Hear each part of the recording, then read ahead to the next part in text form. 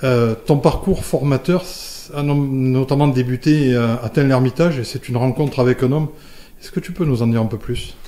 C'est un homme extraordinaire qui m'a fait confiance, Pascal Boucher, donc le professeur de l'école de Tain-l'Hermitage, qui m'a recruté dans l'école sans que j'aie le moindre diplôme hôtelier, ce qui est possible uniquement à Tain-l'Hermitage.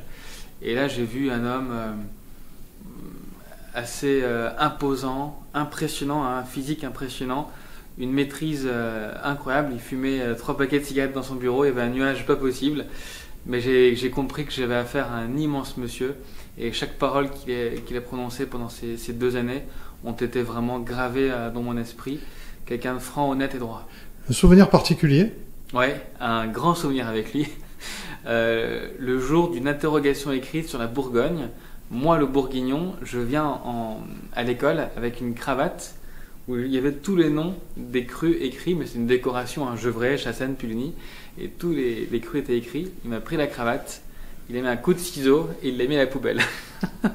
Et ça a fait rire toute la classe, mais ça a été un moment inoubliable. Il m'a dit tricheur de bourguignon et il a coupé la cravate.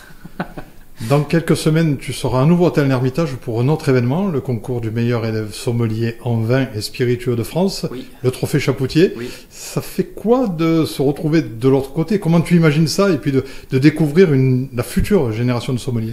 J'ai hâte déjà effectivement de retourner à l'école et surtout j'étais à leur place en 2006 car je fais 2e de ce trophée en 2006. Donc déjà un message d'espoir à tous ceux qui ne vont pas l'emporter parce que je ne l'ai pas emporté à Tain-l'Hermitage.